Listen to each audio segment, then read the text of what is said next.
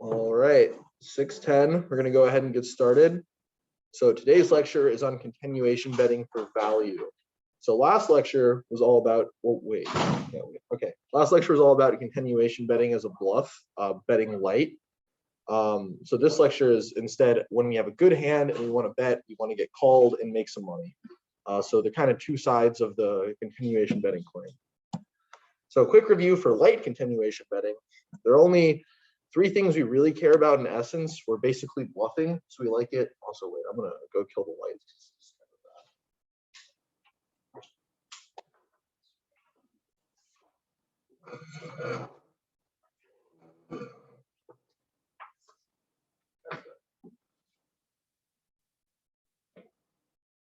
Even turn it to a different color, red, and still.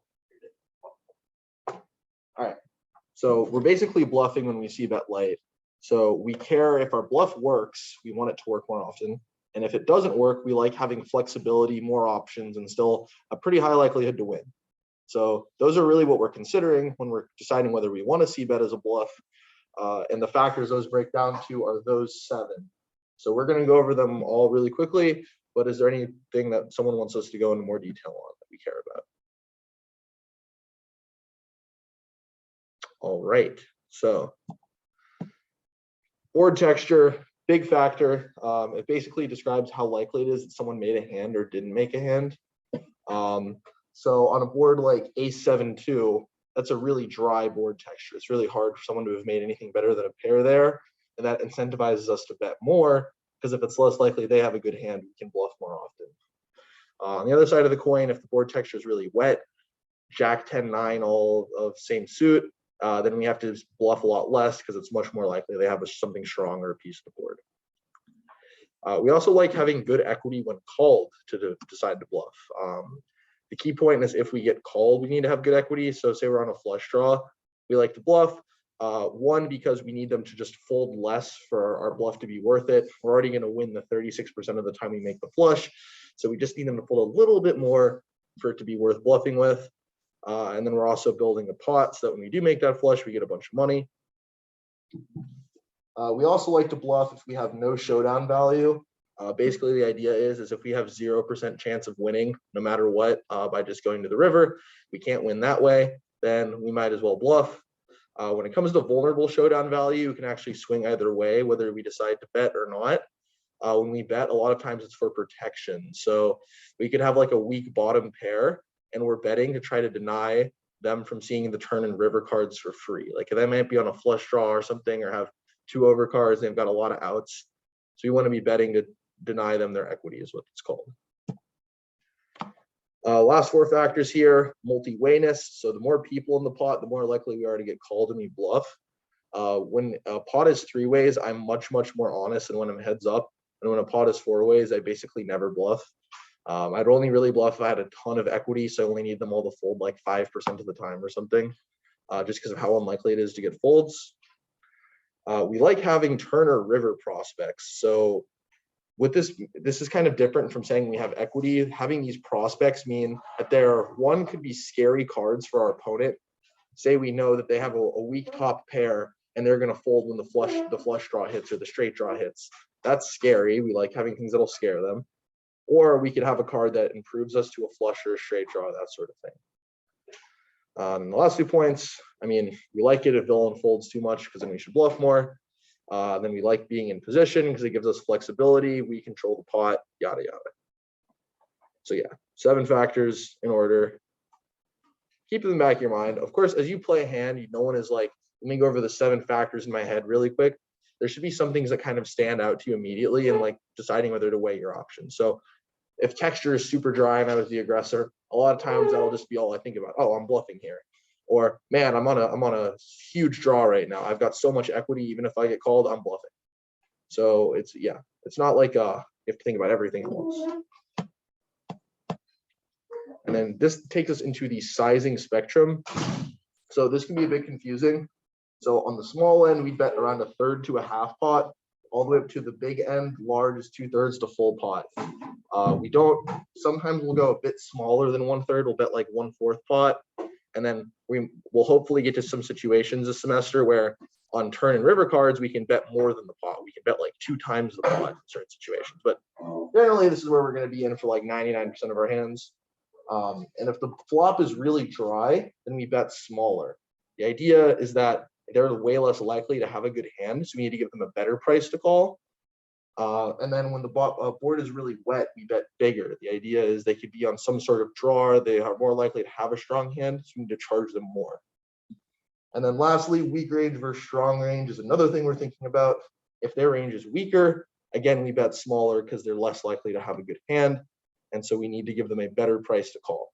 If we just bet huge when we don't think they have anything, we're making their life really easy. They call when they've got something good, they fold when they don't. We want to put them in this uncomfortable situation where they do need to call with some of their garbage hands or their weaker hands in order to be defending enough. All right, and that was all of last lecture in like 5 minutes. Any questions before today's lecture? Okay, get into the value continuation bet.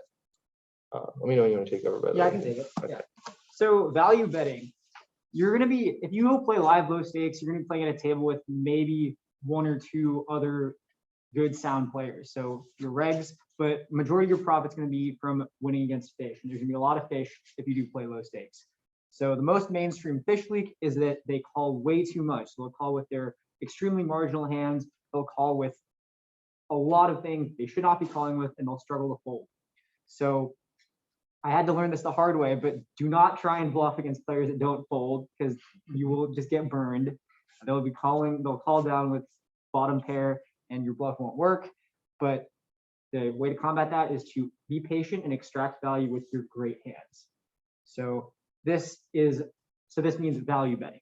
And in the next few lectures, we'll learn what's a value bet, when you have a sufficiently strong hand to value bet, when you need to build the pot, and whether there might be better ways to obtain value than by betting. So stuff like trapping. Next slide. Yeah. The procedural check. So another rule-ish that should never be broken almost. If you are the non-aggressor of the previous street, so say you call an open and you are out of position. The procedural check means that regardless of what hand you have and regardless of the flop, you check, because you are not the aggressor and you check to allow the aggressor of the previous street to act. So it's done with your entire range, not a sign of weakness or strength. So this disguises your range against light C bets. And short description there, if you're out of position, you call the raise pre-flop, check 100% of the time post-flop, regardless of what happened. So why do we do this? By raising pre-flop, villain is telling us they have a strong hand and they have an uncapped range, because since we didn't re-raise them, their range is uncapped. So they get anything from pocket all the way up to pocket aces. We have no idea, they have no cap on their range. And by checking our strong hands, procedurally checking, we can protect our weaker hands from light C bets. So this keeps our range disguised. and we can respond to what the villain does. And if they check, that can indicate a capped range. Here's a quick visualization. Say the cutoff raises, we call from the big blind, flop comes. No matter what, we can have any card from the big blind here, any flop could have come. We are checking 100% of the time because we are out of position and they're the aggressor.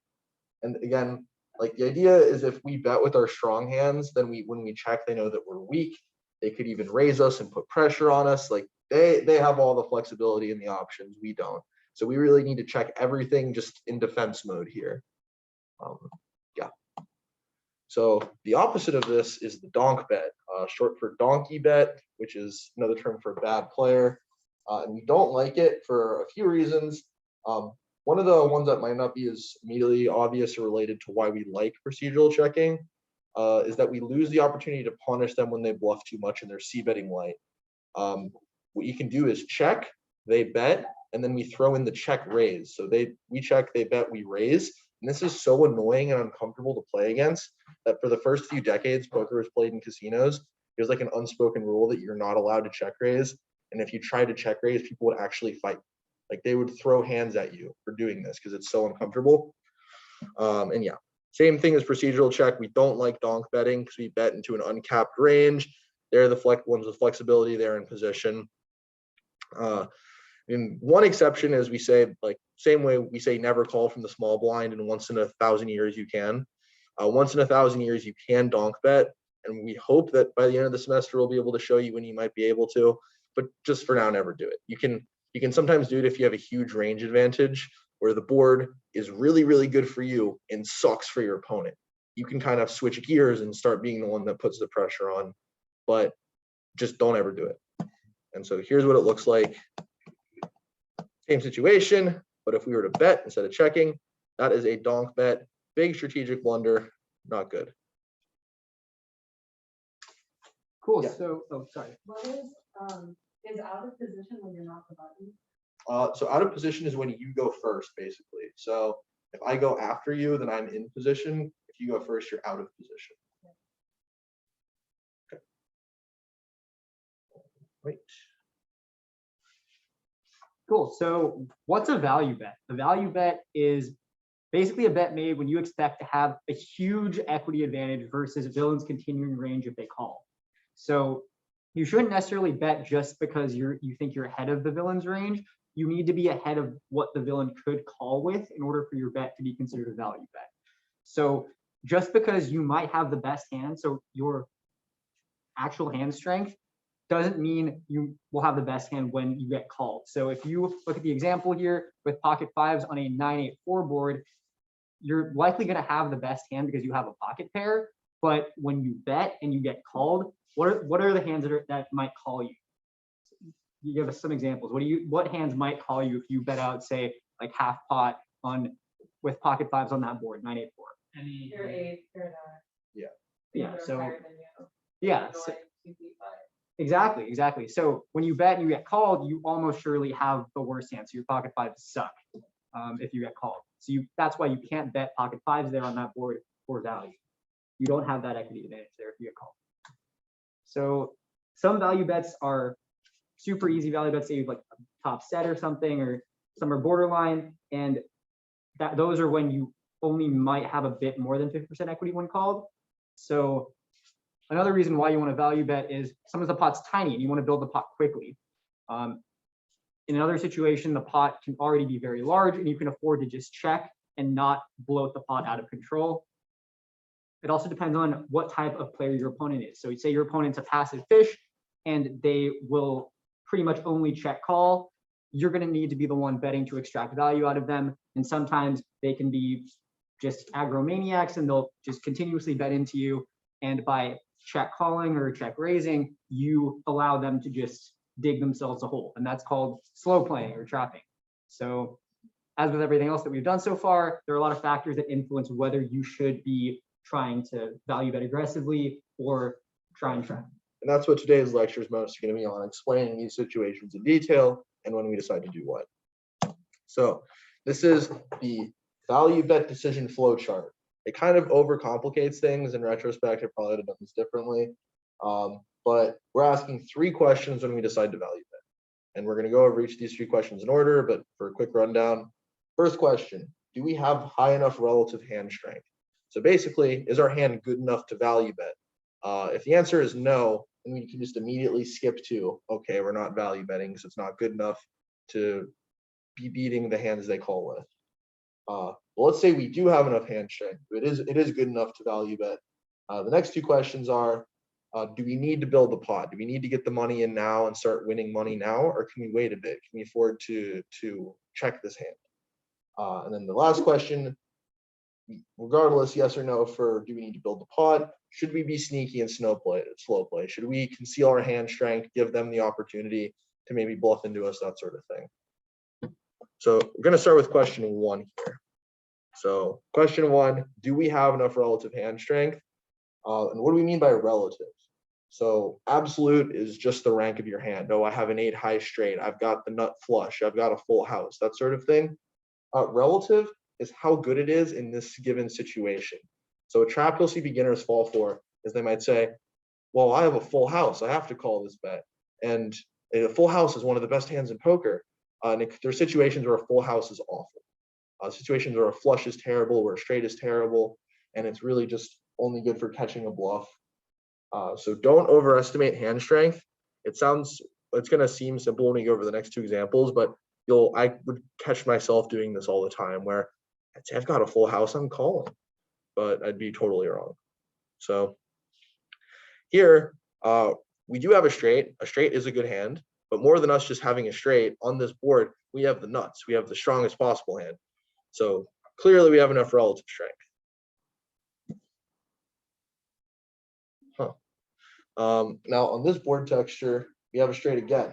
Is this as good as the straight from before? No, it's terrible. We are beating pretty much nothing that will call us. Any flush beats us, any better straight beats us. But yeah, extreme example, but I hope it makes sense that it really depends how good our hand is in that situation. So quick hand rundown. We raise, get called, they check, we bet, they call. Now we're on the turn card and they check again. And the question is whether or not we should bet. And we're going to go solely off of relative hand strength. So there's a few things we need to think about. So 1, what kind of player is the small blind that's calling our bets here? Yeah, passive fish. So are passive fish more likely or less likely to have a better hand when they call here? More likely? Say compared to the average player. If we're up against a reg that calls pre-flop, calls flop versus a passive fish, who's going to have the stronger hand when they call twice? Passive fish plays too many hands. Yeah. Passive fish play too many hands and they call too many bets. So here specifically, they have a 60 VPIP. That's nuts. They're playing over half their starting hands pre-flop. Remember, we only want to play around 20-ish, 22%-ish. They're playing 3 times as many hands as we are. So a lot of times they'll have garbage here. On this board texture too, what do we have to be scared of on 7-5-3-2 with 3 spades? What are we worried they might have? Yeah, they could have a flush. They could have maybe made a straight with ace-4 or something. They could have a random set, maybe pocket 5s or whatever. So these are all things you have to be worried about, but you don't have to be too worried. A trap, again, a lot of people fall into is they see this 3rd card to the flush and they freeze up, they stop betting. And against a strong, competent opponent, then yeah, it might be time to lay my foot off the gas because they could realistically have a flush. They could have made they could have a pocket 3s, pocket 5s, that sort of thing. But against the passive fish, this is a clear, definite value bet. Our hand is relatively good enough. And this is where even the player type bit comes in. Relative because it's a fish. If it was a better player, then probably would check. So yeah, 15 big blinds because board texture is somewhat wet-ish. So we'd want to go on the half to larger side, right? So 1/2 to 2/3. All right. Cool. So building the pot. So the larger the pot, the bigger you can bet and still offer opponents a reasonable price to call. Because if you think about pot odds, when the pot is already super massive, you are able to bet more into that pot, and it's still going to seem like a reasonable percentage. So the bigger we bet, the more you can win. And this is super essential for value and against players that are calling stations and will call with pretty much any hand. So when you see that our players are passive fish, you can assume some things. You can assume that they usually take way too many hands of showdown, and they prefer checking and calling to being aggressive, so betting or raising. And you, against these players, you want to keep betting, going for value, and against in low stakes where you're playing against a table where there's a lot of limpers and a lot of random calling stations, this is very profitable. So value betting is really crucial to winning at these stakes. So here we have pocket kings, and you're playing against a passive fish, and open call, and the flop is Jack 5 deuce with 2 hearts. So pocket kings against a passive fish on a dryish board, pretty bone dry board. This is pocket kings are a hand that you can bet all 3 streets for value, pretty much unless the board is super scary. So Hero goes ahead and does that, betting all 3 streets and extracting maximum value, because you're assuming that the passive fish isn't folding top pair to any bet in this scenario. I think the slide is slightly out of the next slide I want to show is still out of order, so I'll skip ahead. Notice that we just won 61 big blinds in his hand by betting pre-flop, flop, turn, river. Now compare this to this exact same scenario where we decided, hey, we're going to check flop. We're going to be sneaky and careful. We only win 17 big blinds. So deciding not to bet that first street didn't just cost us the 3 big blinds that we bet on the flop. It cost us 44 big blinds by the river. Yeah. So what you take over? Oh, you want to take this one too? Yeah. Sure. So exponential mistake. So as Aiden just said, this means that you either miss a bet essential to building the pot on later streets, or you bet too small of a sizing on a previous street, which means the pot is smaller, and thus you can't bet a larger percentage of it. So you can still bet the same percentage of it. It's just not going to be as much raw value. So an undersized or missed bet costs more than just the value of the bet, because if you did bet and you got called, the pot is now exponentially larger, and it grows all the way from pre-flop to the river. So when you do miss a bet, as Aiden mentioned earlier, you end up getting a lot less out of your great hands. So instead of winning plus 61 big blinds, you end up winning a lot less, like 17. way less, just because you missed a bet. So sorry, because the section's out of order. I'm gonna go back to this real quick. The first hand where we're deciding we're gonna go bet. Yeah, the idea is that against passive fish like this, we can, and this is again, when we say passive fish, like 99% of the people you'll ever play against are passive fish. You can't trust them to build pots. They will go check call, and they'll pretty much only ever bet if they've got something absolutely killer. So we need to be the one building the pot. We can't lay our foot off the gas. And again, because things grow exponentially, we lose a whole lot more than you might think by just missing one bet or making one bet undersized.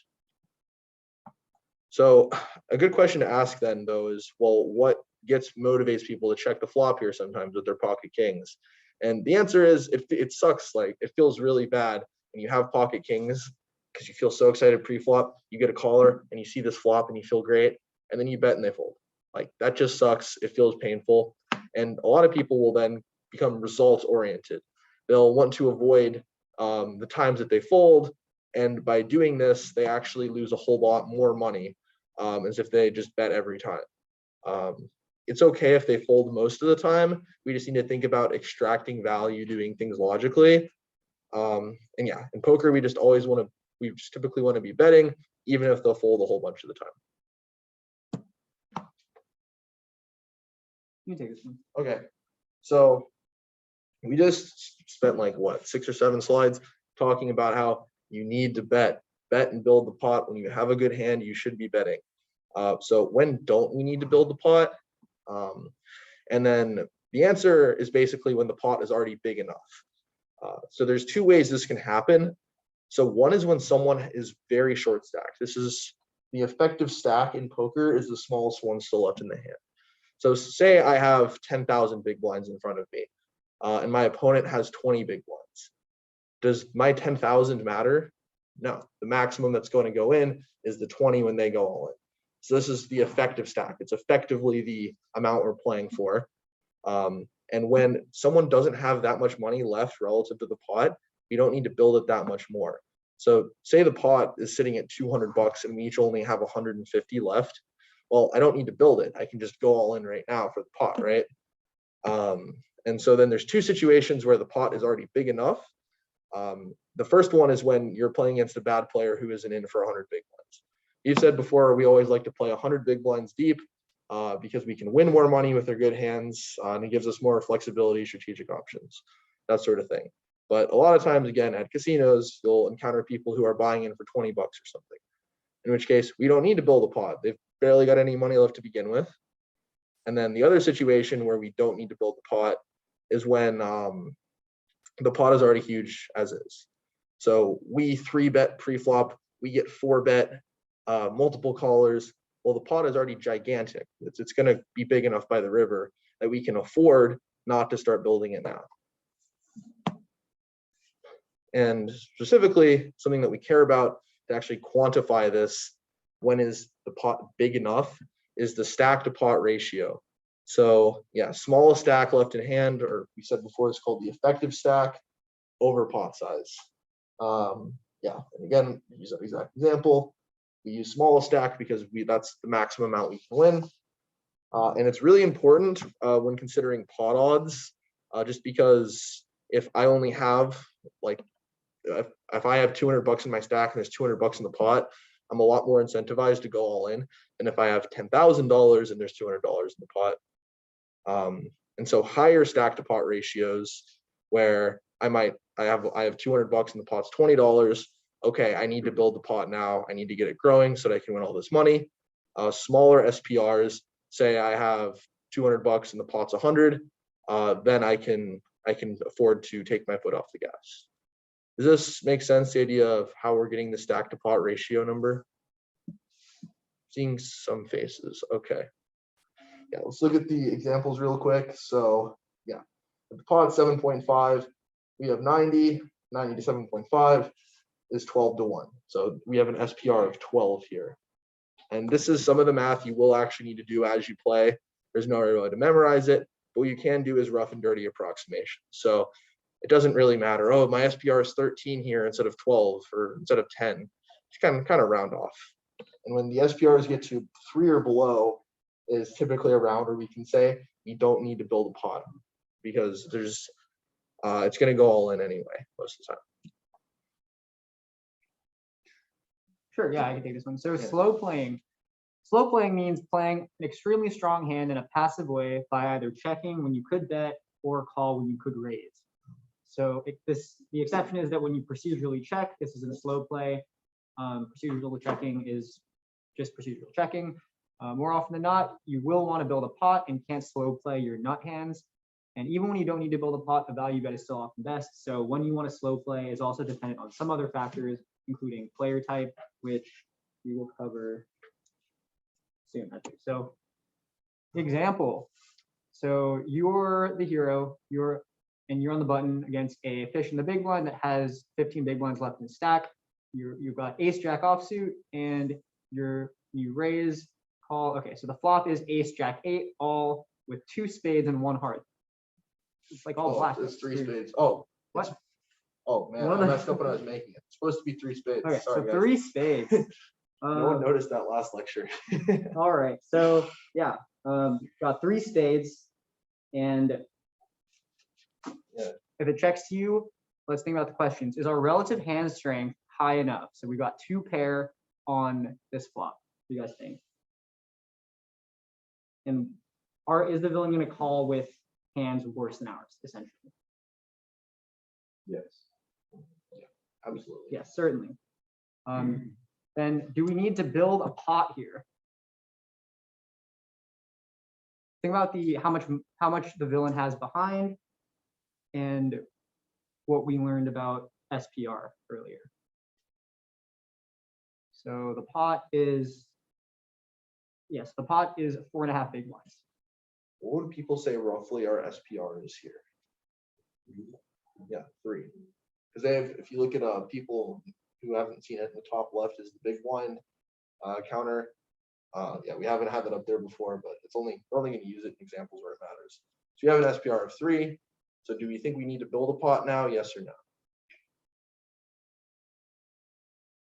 I'm seeing some no's. Yeah, you don't need to build a pot.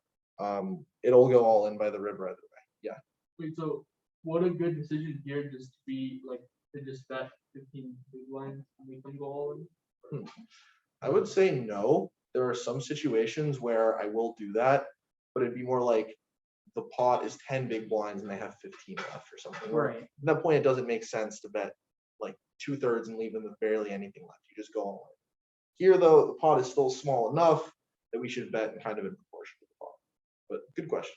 Yeah, when you Yeah. when you pull out a massive overbet like that, if you were to say just rip it all in for 15 big blinds on a in a pot that's just 4.5 big blinds, it's putting you in a situation where they're probably just going to call if they have a flush at that point. So, yeah, what's up? What's your take on if it's, I guess, 2 or 3 spades on betting to price them off of a flush draw? So if it was 2 spades, then you might be more incentivized to go ahead and slow play because it's less likely that they are on any sort of flush draw. But you could still very much argue in favor of bet. But start to be more inclined towards checking. Here with the 3 spades, now they're kind of hinting at it. Should we slow play? Yes or no? What do people think? Should we bet? We should not slow play. Think about if we bet, which hands will call us. Any 9-8 is going to call. Any spade is going to call on some sort of flush draw, and a lot of weaker aces are going to call. So there's all sorts of bad hands that will call us now. What happens if we just check? Well, either they're on a flush draw, and that 4th spade will make them better than us, or they're not on a flush draw, and they'll see a 4th spade and shut down. It'll just completely kill our action. They won't call our bets. So we need to get the money in now, even if we don't need to build a pot. So we need to be betting. And again, as you're talking about with 2 spades, I can start to lean more towards a check, just because it's less likely they would need 2 spades to be on a flush draw instead of just 1. So yeah, still probably bet though. So yeah, and then so this answers your question as well. We bet 4, and then we'd be looking to go all in for their entire stack. Yeah, you can also slow play if the villain is just super aggro. So if you think that the villain is going to start bluffing their entire stack into us when we check and show weakness, slow playing becomes more appetizing. Yeah, so slow playing and check raising are good things to have in your arsenal against aggro players, but don't get too fancy and try and trap with multiple great hands. Just play as we told you earlier on against good players and regs, and only slow play in specific scenarios where you are very certain that it'll work. So when you do have a strong hand, you should be betting and don't make the exponential mistake by missing out on value. So slow playing is essentially meaning that you allow the aggressive villain to bloat the pot and create value for you, but when it just goes check check, that's the exponential mistake. So yeah, here on the small blind against an aggro fish in the big blind, and we have ace queen standard open, big blind calls, and we have queen queen 6 on the flop for trips, and it's rainbow too. So let's go through the factors. So what about a relative hand strength? What is it relative to what the villain could be calling with here?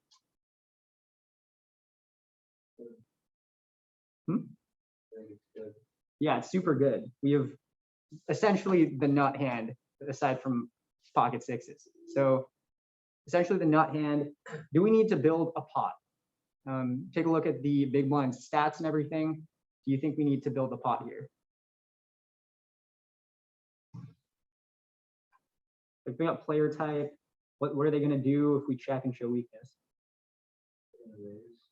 Yeah, they're an aggro fish. They're probably going to raise and put themselves in trouble. So no, we don't really need to build the pot because it's likely that the villain will do our job for us and bet if we decide to check to them. So this leads us to question 3. Should we slow play our trips? Yup, we should. Because if we see bet and if we see bet in this on this board, it's really hard for them to find things to call us with. And checking allows the villain to have the opportunity to bluff at us. And obviously, since we have it, we're more than happy to see that happen. One of my favorite specific adjustments is aggro players and like weaker players love bluffing on this kind of board where it'll come like 10, 10, 7 or something. Whenever it's like mostly dry with a pair, they just love bluffing like way more than they should be. So we should definitely let them take a stab here. And the last thing we're going to get into is there's only one queen left in the deck. We have the 3rd queen and there's only 1/4 queen left. So it's very unlikely they have it. That's going to go into our next reason where we might slow play. Yeah. Okay. Last point, we don't check raise because if we check and raise, well, they're not going to call with anything good. They're just going to fold. We want to call, keep them hooked on the line, keep giving them a chance to bluff. I think they've got us. So we just mentioned the examples with the queens here. We'll also slow play if it's super unlikely our bets are going to get called. This is what happens when we crush the deck, which means our hand is so good and we have so many of the good cards, there's like no good hands left for our opponent to have.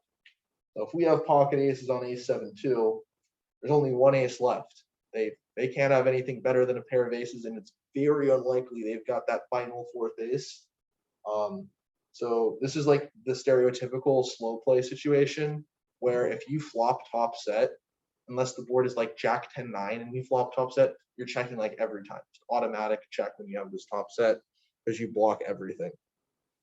Interestingly, it actually makes it so that it's more profitable to have middle set. Like a worse hand is more profitable because they could have a pair of aces. They could have something good here. So Yeah, so 3rd example, pocket queens. Standard open and the big blind, who's a reg, calls. Flop is queen 8-8 rainbow, and you flop a boat, which is awesome. So question 1, relative hand strength. How's our relative hand strength in comparison to what our villain might be calling? Well, yeah, we flopped the boat, so we essentially have the nuts, and the only hand that beats us right now is quad 8s. Extremely unlikely. Question 2, so do we need to build a pot here against this reg?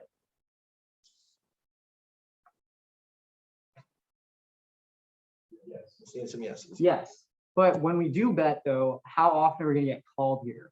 Like what could the reg possibly call here? Not that much. I mean, he might have trip 8s, he might have the last queen, but as we mentioned earlier, we have 2 queens in our hand. The likelihood that he has that last final queen pretty low. So he's probably only going to be calling with strong pocket pairs and maybe 8s. So pretty much never going to get called when we do bet into this pot. So should we slow play this hand then?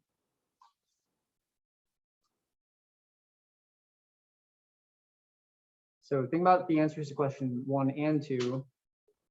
Should we just check this?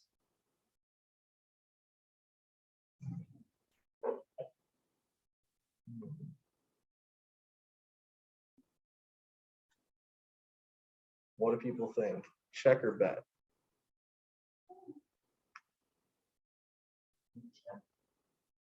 Check. That is correct. Yep. We check because if we bet, what's going to call us? Nothing. The way I like to think about when we're making a value bet is think about which hands call and which hands fold.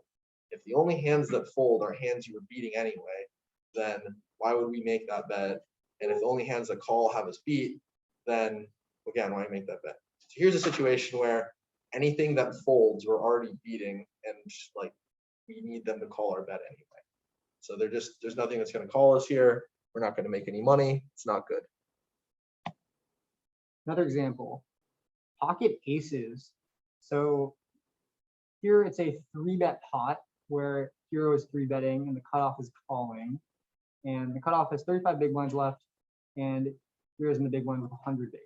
So flops 4 deuce deuce rainbow. And we have pocket aces. So how about our relative hand strength? Doing some nods. Yep, we got pocket rockets. Almost always the best hand here unless our opponent somehow has pocket 4s or a deuce somehow. So yes, we have a great hand, almost always best hand here. Do we need to build the pot? Think about the stack size and the pot size. What did you say was approximately our SPR here? Yeah, around 2-ish. 2. Half So- of 35 is like 17.5, so about half 2. Yeah, so no, we don't need to build the pot here because it's already super large relative to the effective stack of cutoff. And question 3, leading into that, should we slow play our aces?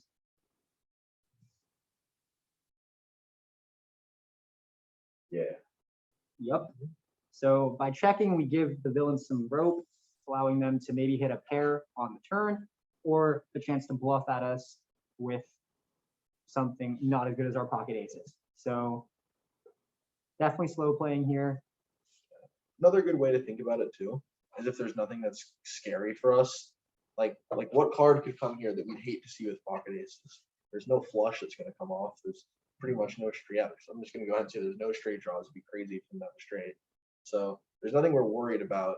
If we check, we give them the option to bluff, or maybe they've got king queen and they make a pair of kings and they lose all their money. So definitely a slow play situation. Yeah, but if they check again, well, then we need to start building the pot. Yeah. So yeah, back to the flow chart. This decision-making process kind of makes sense now. It comes to deciding on the bet. Say again, we can pretty much always ignore Q3. Should be slow play when we're playing against fishier players. It's just almost always good to get a bet in. There are situations where you can justify slow playing, certainly just think critically about it, but it's just low stakes poker is bet, bet, bet, win a bunch of money. So yeah, for today's playing session, think about c-bet sizing as you play and what influences when we decide to go from a third to a full pot. I don't have a bullet point on here. I've been noting this in a few of the sections. When we 3-bet, we 3-bet till like 20. So if they raise to 6 and we want to re-raise their raise, we go to 20. And someone limps, say they just post the 2, we don't raise to 6, we raise to 10. Really focus on good open raises size. Really focus on good open raise sizing. It's like a tongue twister for some reason. As for today's content, don't make the exponential mistake. When you have a good hand, you should mostly be betting. And then think about the decision chart. Do we have enough hand strength? Do we need to build the pot now? And those two factors aside, should we slow play? Based on what we discussed about not needing to build a pot, if they'll do it for us, that sort of thing. Yeah, when you All slow right. play and it works, it's super satisfying. Mhm. But definitely be mindful about the type of player that you're playing against, whether they're going to be hooked or not, Yeah. essentially. But great feeling when it does come off, but Mhm. definitely don't make the explanation. You feel like such a pro. Yeah. Like, oh yeah, I got him. All right. Tables should be going up. Tables are in Discord, so is the attendance link.